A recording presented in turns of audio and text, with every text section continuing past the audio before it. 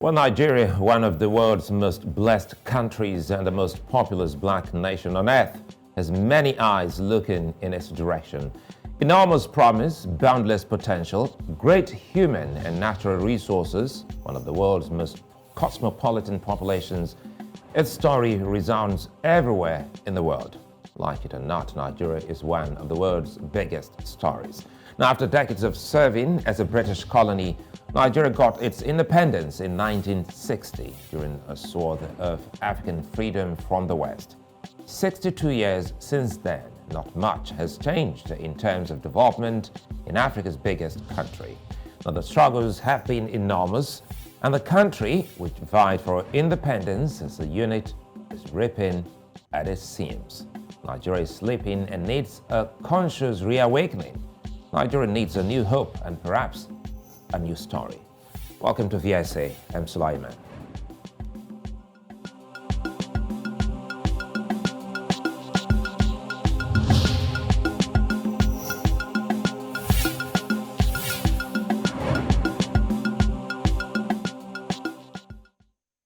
On October 1, Nigeria celebrated its 62nd year of independence, broken from the shackles of a subservient past, where its resources and people worked for the greatness of a greater colony. Nigeria forayed into being a free country. Freedom is good.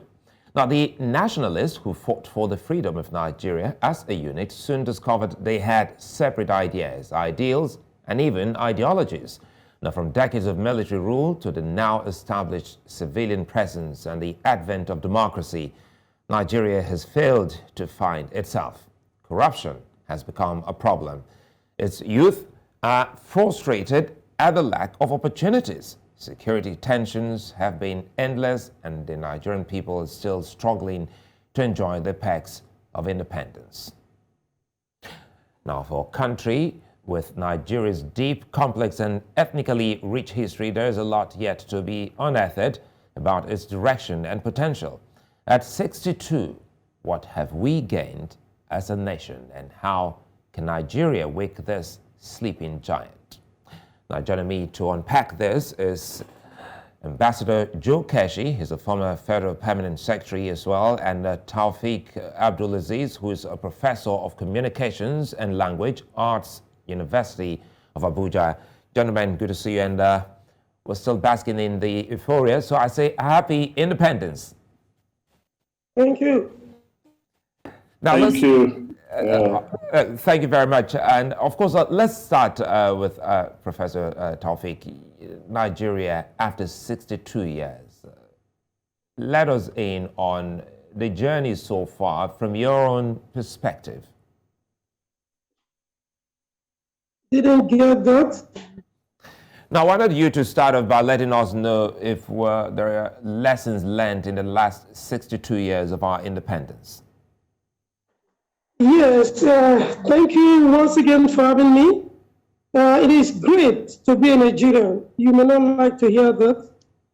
I'm happy and proud to be a Nigerian for many reasons. The lessons learned may be largely negative, but they are also very instructive lessons. One, we have learned that the resources of Europe are here in Africa, and most of it are here in Nigeria. There is no part of Nigeria without natural resources, and we have human resources too. I'm very sure that Switzerland, England, and many other smaller advanced countries will wish to have the population of Nigeria. And so we have these lessons to learn, that we have all that it takes to be greater than we are now. We are great.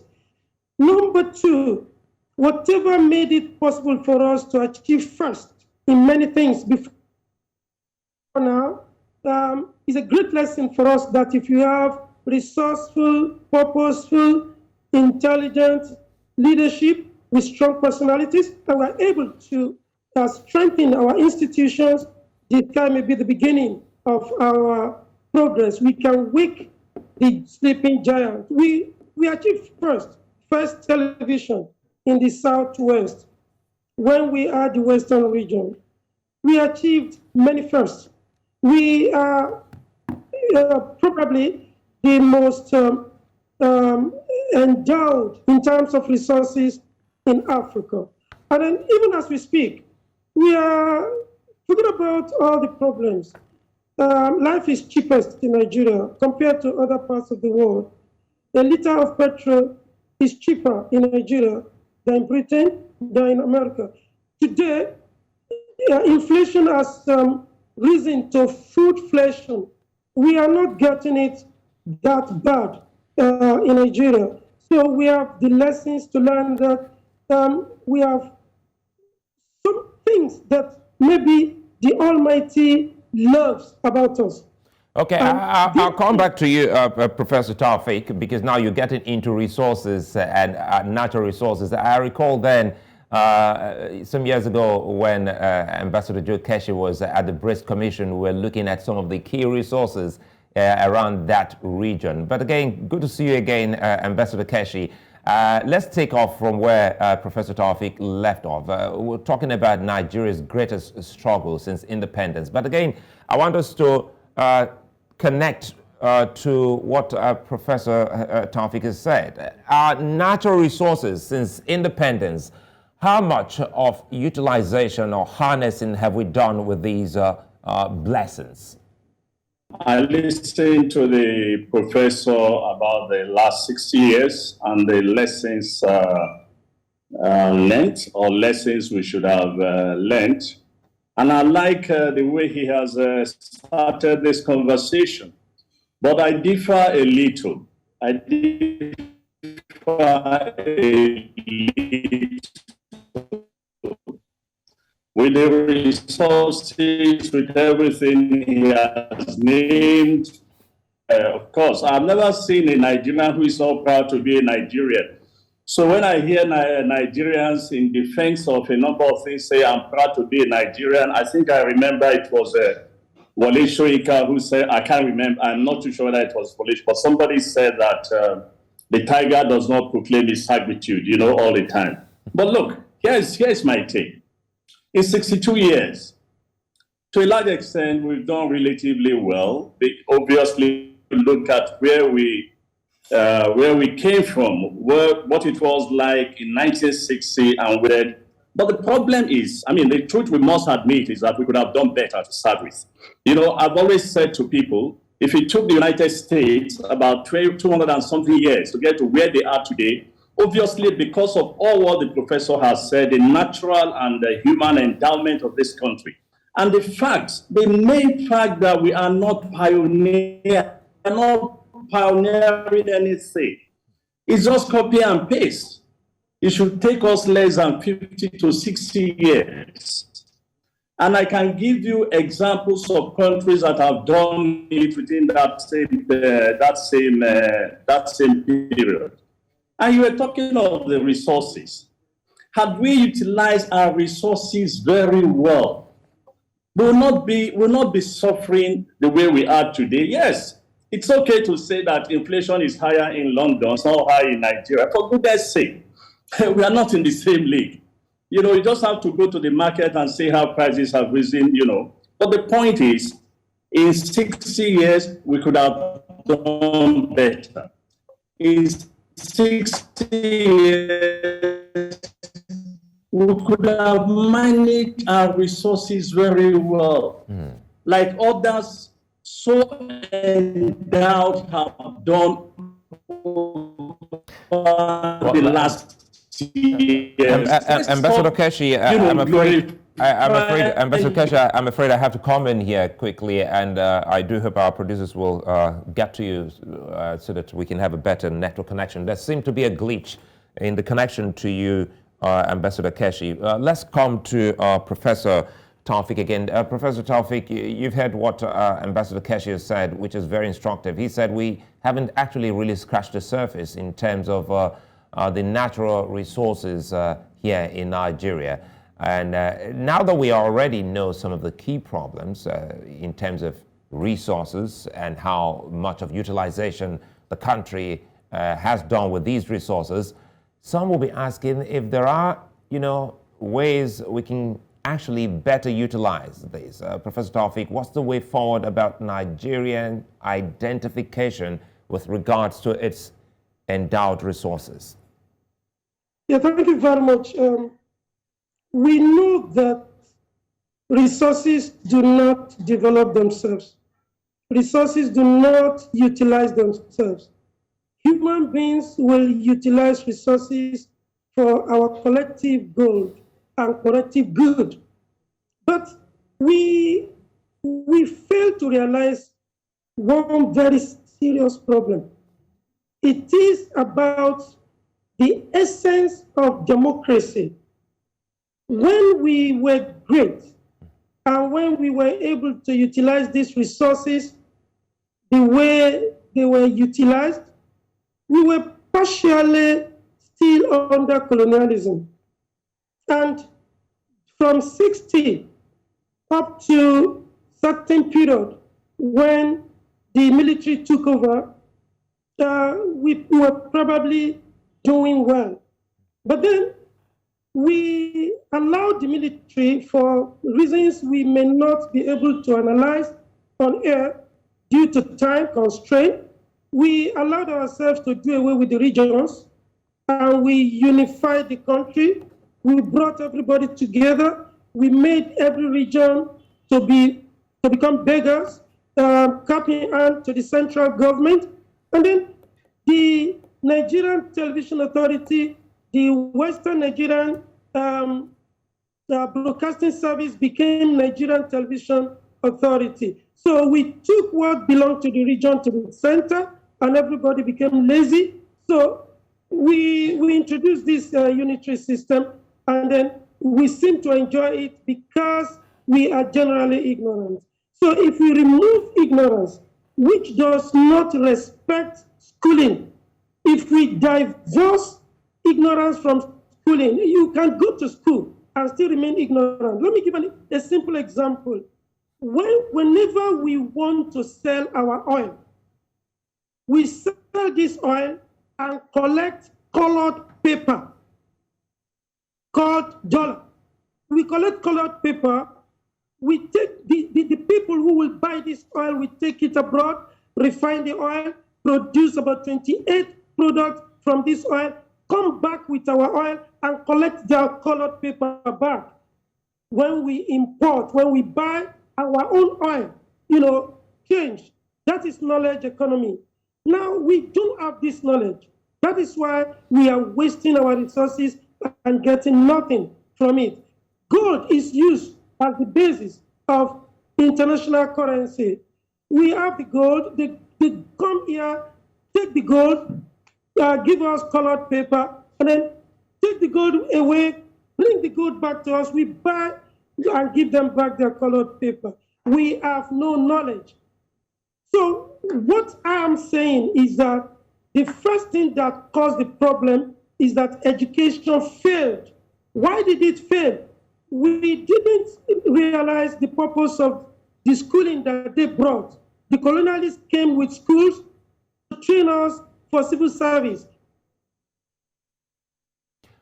Well, I think, let me jump in here and go back to Ambassador Joe Keshi. Thanks for your patience, and good to see that you're back. And we come back to resources, and Professor Taofiq mentioned regionalism and also spoke about military incursion, which are very, very, instructive here. For Nigerians like yourself and others who experienced these at the peak, they still think that breaking up the regions and started, from 12 states to 19 and on till this very moment, actually took the steam of the region.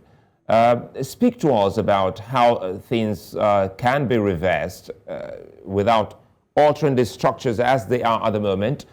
You were at the Brest Commission. Perhaps we should start from there because we saw what these states were doing in Nigeria under that commission where you headed there. Then, Ambassador Keshi.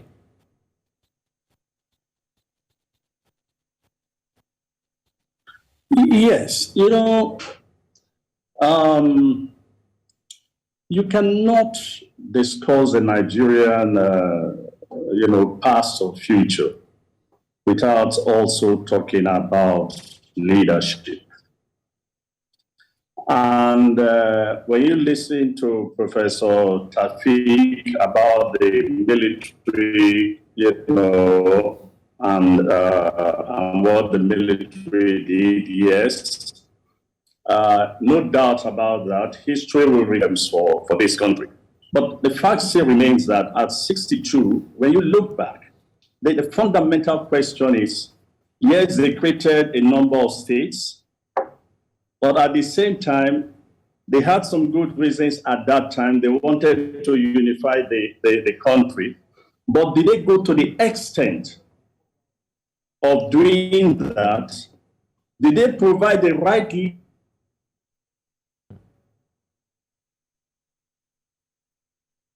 leadership to ensure that also develop at the rate we should develop?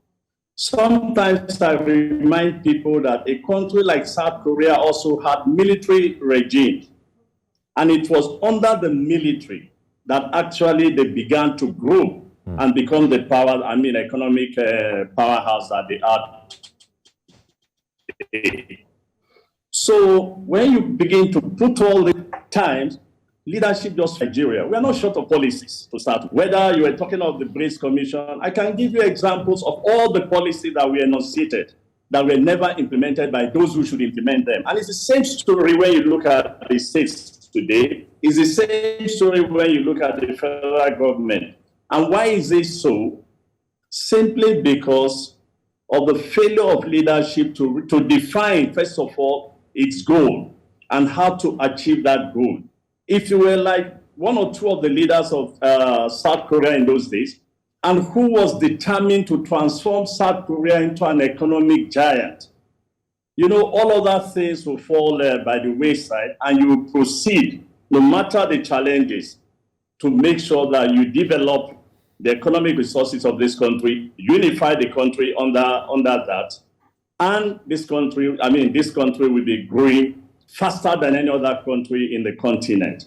But as long as we did not do that, because we do not do that, rather, we are in this kind of fluid situation that we find ourselves. So the only way to ratify it in direct answer to your question, we must begin to pay attention not just to the leadership, the recruitment process, the kind of people that come to power, and exactly what they want to achieve. Because for me, that is the only way. If you have a decisive leader, if you have a leader with knowledge, and a leader with that determination and vision, as we have seen the leader of UAR or Dubai do over the last 30 years, I'm not sure, Sulaiman, that we're having this conversation at 62 independence of Nigeria. I think we'll be celebrating how far we've come as an independent country. Because in 1960, when we became an independent country, the world had great hopes for this country. That manifest destiny, we are nowhere near it at all. It's really a sad and a worrying commentary, Joe Keshi, speaking of ideas. And you actually started off by saying that Nigeria does not need to reinvent the wheel. You already have the experts, the creators, the inventors that have put in place quite a number. And you use the word copy and paste. Professor Taofiq, let's now come back and talk more about, solutions-driven, conversation, which is very key here. But first, we've seen situations, this is another worrying aspect for Nigerians, where the respective tribes, now we're talking about regionalism. Today, Nigeria is soaked in tribalism. We've seen respective tribes in the country struggling to find what they call a common identity. How can such drive in seeking a common identity be properly utilized as against, negatively used to pull the country and the people apart? Yeah, thank you. The major problem here is failed education. Once we are able to restructure education and people can go to school to learn, to be able to create wealth, to be able to understand and function in a multinational country like Nigeria, then we are on the path to greatness. Two, we need to restructure democracy and take the bull by the horn and then decentralize it, devolve it, and then make it function. Whether we like it or not, the politicians will wipe up our ethnic and religious emotions. They will make us believe that we are fighting because we are people of different religions and different ethnic nationalities. But the truth is, the rich are one tribe, one religion. When you see them, they intermarry, they interact, they do not fight. The poor also belong to only one group, the group of the poor. But in between are the smart Alex that will cause confusion among us. Go to the street and see ordinary Nigerians. They don't play up all these things. It's only when politics start that we start having this problem. My suggestion is this. If we want leadership that can be held responsible by the people, let the traditional institutions conduct elections among themselves and produce their best as candidates for various political positions. Let the Christian Association of Nigeria elect the best among them. Let the Supreme Council for Nigeria, whatever, Islamic, whatever, let them also produce the best among them. Then let us see what problem cannot be solved. But dishonesty will not make us accept this. If they misbehave, instead of people owning, possessing criminals, that is our criminal, is our thief. Why are you arresting him? Why are you talking about him? What about this person from another region, from another religion? Instead of possessing criminals, then we hand over the criminals to their people in their own ideology. If you are a pagan, you are a traditionalist, let's see how your tradition, your culture approves criminality. If you're a Christian, let's see how your Christianity approves criminality. If you're a Muslim, let's see how your Islam approves criminality. Instead of wasting money conducting election, let these groups of people, whether we like it or not, these are the drivers of democracy. Let them produce their best. Let's see how far it can go. If we believe very strongly that these three institutions have strong roles to play, let's see how they can rebuild this country. If they fail, then we can go to the next step and enlighten our people. So in summary, once the people are enlightened, they know the roles they are supposed to play in society, they know what is right, they know what is wrong, they know that they are not supposed to go to school to look for a job that does not exist. They are supposed to go to school to be enlightened. And when we know, I'm a university professor, when Nigerians know that every child doesn't have to be a graduate, that universities do not produce technology, they do not produce advancement in society. Technical schools, technical colleges are the ones that are producing the technically and technologically advanced countries. Then we will be on the path to developing our countries ourselves. When we decentralize and disengage and unbundle this democracy, a situation where a clique among the party, all the parties put together are not up to 10 million. And among these 10 million... let me jump in here, Professor Taofiq. I know, well, you really have to go so that we can have the other time left with Ambassador Joe Keshi. Quickly here, help us here. speak to us about the future of Nigeria.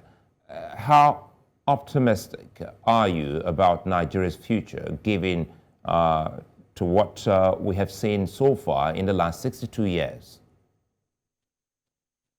Sulaiman, I was born a bloody optimist, and I remain hopeful about this country. No matter what anybody says, I'm probably one of the most hopeful character about this country.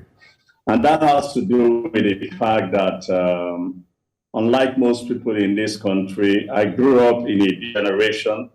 I grew up in a city called Ibadan, where I schooled, went to school, went to university. And at that time, we cared little or nothing about tribe or religion and so on. And of course, I'm also married to somebody to my wife from the Southwest.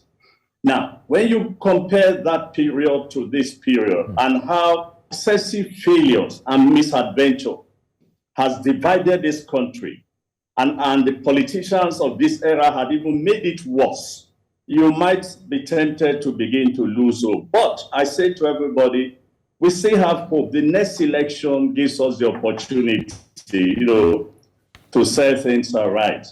And that is because, look, we have three candidates, and the choice Nigeria make we have three leading candidates, and the choice made by Nigerians in the coming election will certainly determine the future of this country. Ambassador Keshi, I think let me come in here. Well, we'll have that conversation in the last half hour.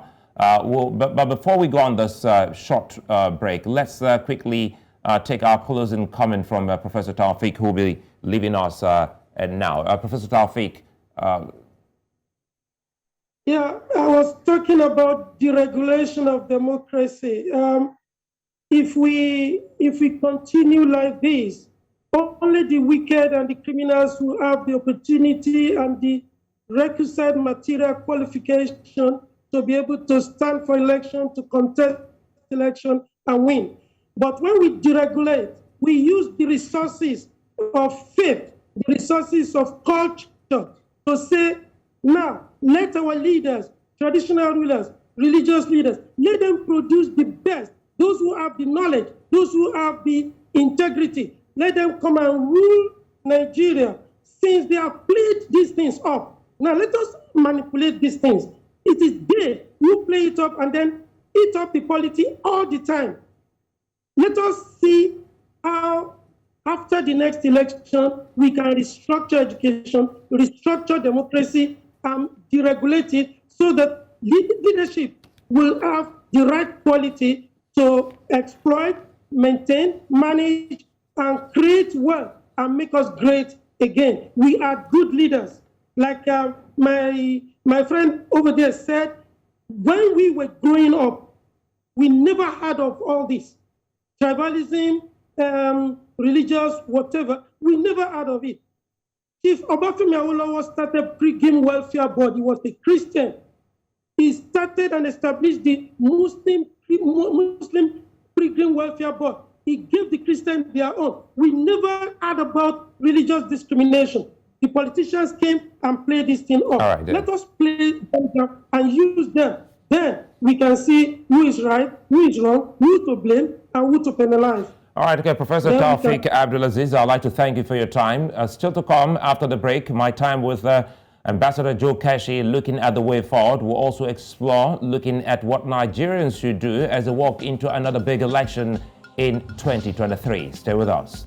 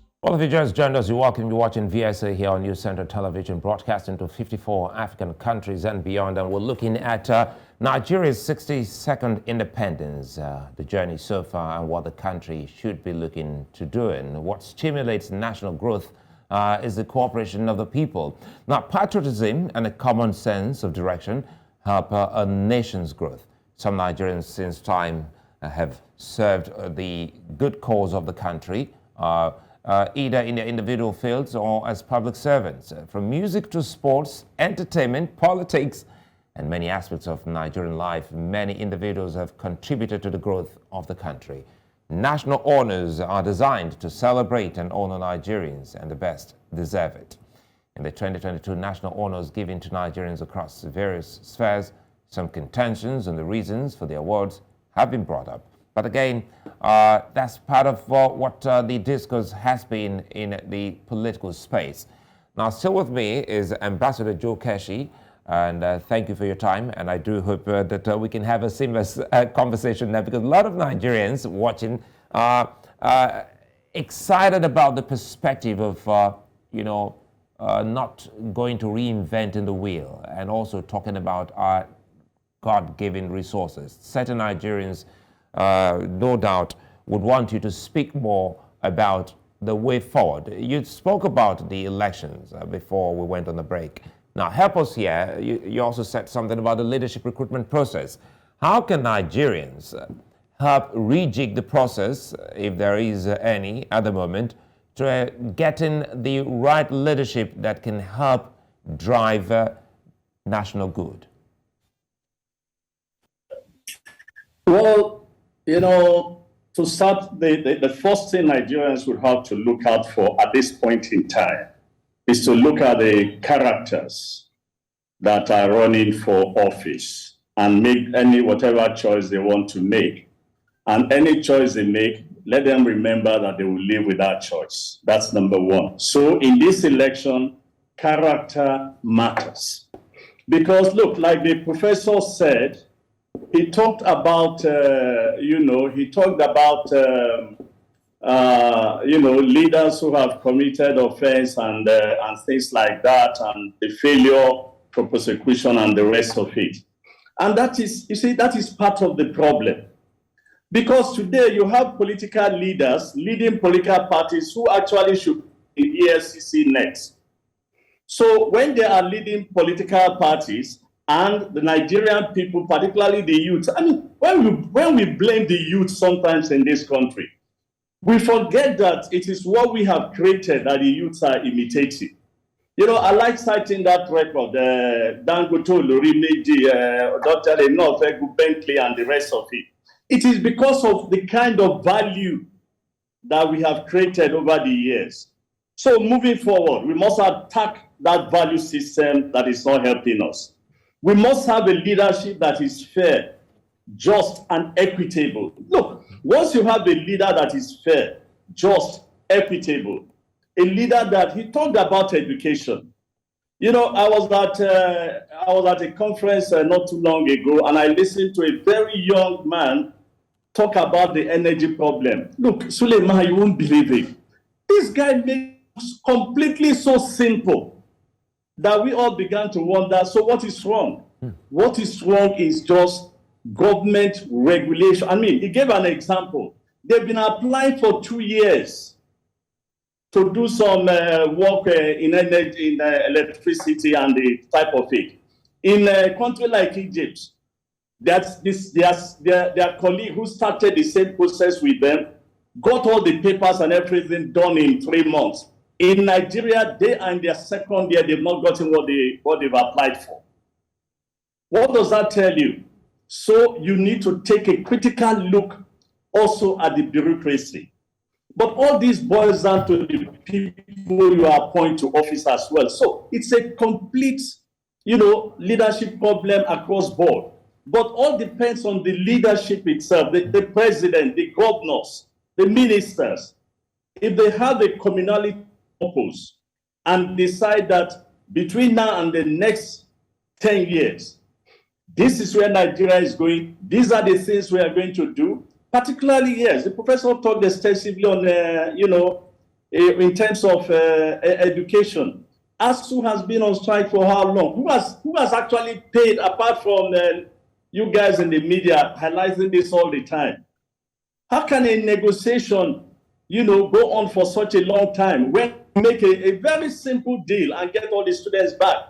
He made a very critical point that we should come to the clear understanding that everybody, university was not meant for everybody. This was what it was in the 60s, up to the 70s and the 80s, when politicians started to do all kinds of, create all kinds of problems. And today they are doing the same thing. National Assembly has approved for how many universities to be established when we cannot fund existing universities. Is that not simply madness?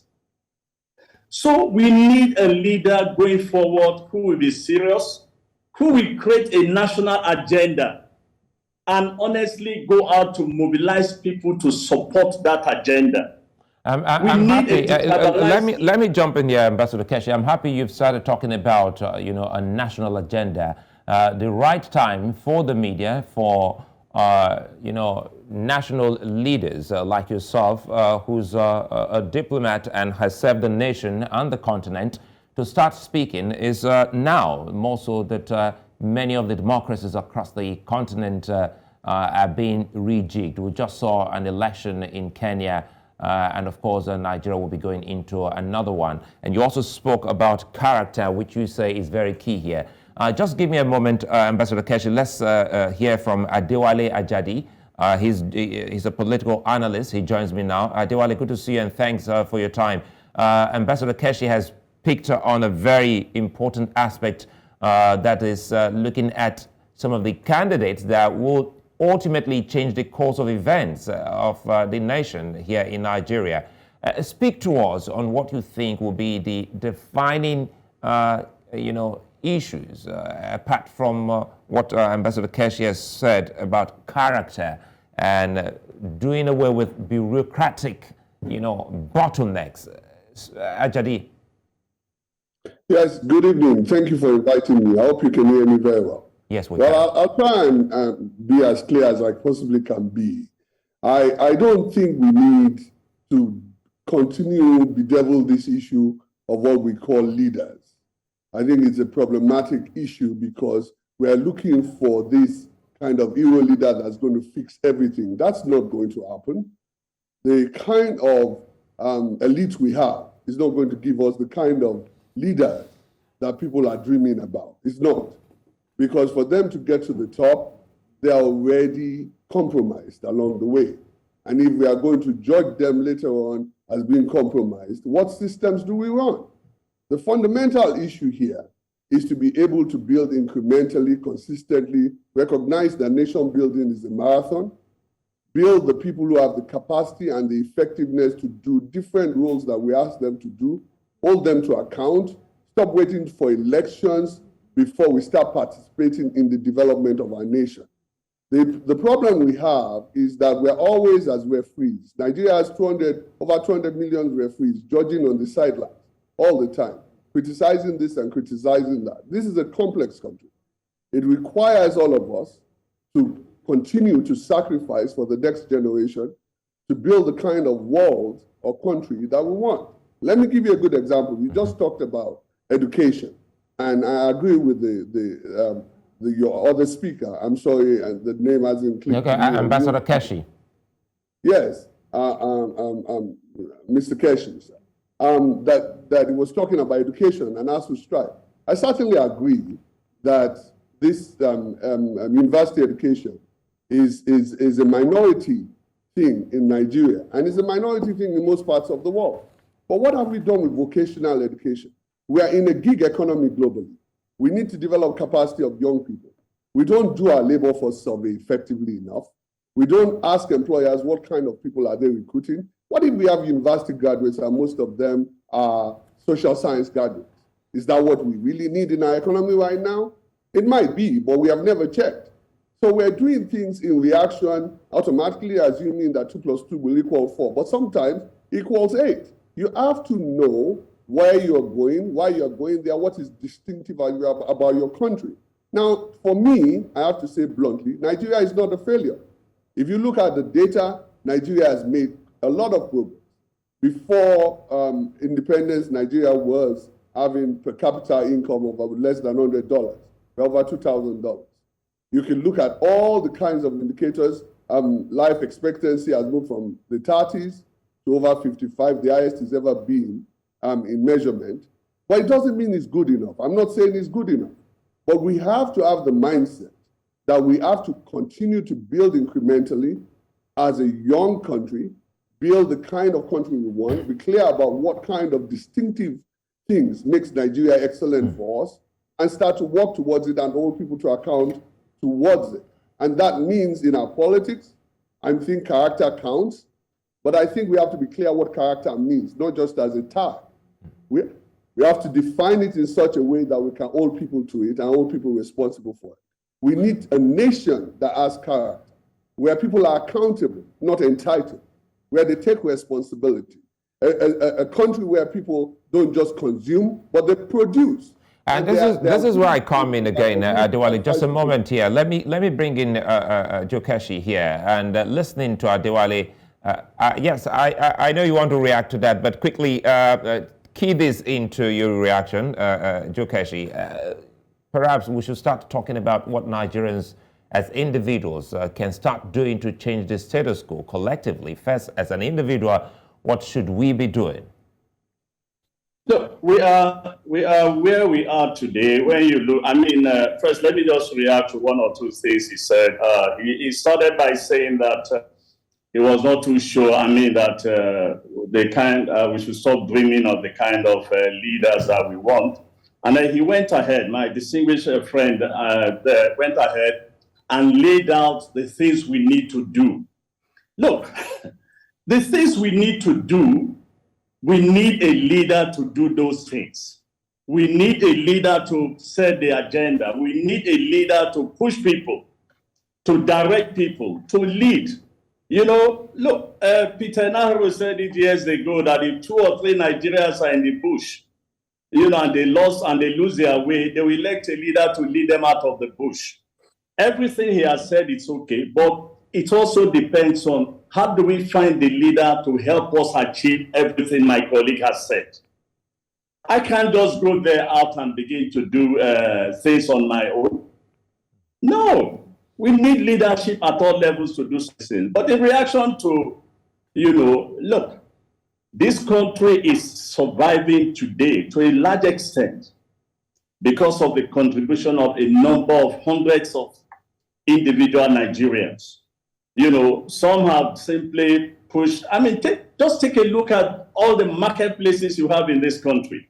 It is because of the efforts of Nigerians themselves. What they are doing, all they just need upon what they are doing, whether in almost all sectors. Government can't claim any credit for Nollywood or for the entertainment industry, but look at where it has gotten us to. So the point is, yes, everything is achievable in this country. We've done a lot. We started this conversation in 1960 to where we are today. There's cause to say we've done reasonably well. But the argument of folks like me is that we could have done better, number one. Number two, where we are today is whether in education, in health, you just name it. We need a leader to take us across the finishing line, period. That's what we need. And that's what let's see if we can close on this. Is all about. All right, okay, let's see if we can close on this. Let's start with you, Adewale, if we can do this in a minute so that Keshi can also weigh in. Perhaps we should be looking at the next target for Nigeria. What should the country be looking at getting its hands on next, Ajadi? So I think we have to diversify our economy. We have to make sure that this after that's been created, we create the kind of export markets that grows Africa. Let me quickly add this. There's no finishing line. A country never has a finishing line. There's a forever line. The United States has made lots of progress, and in the past 8 years has made so many retrogressive steps that people talk about it falling apart. It's not inconceivable. The United Kingdom is going through a recession and its economy is collapsing right now.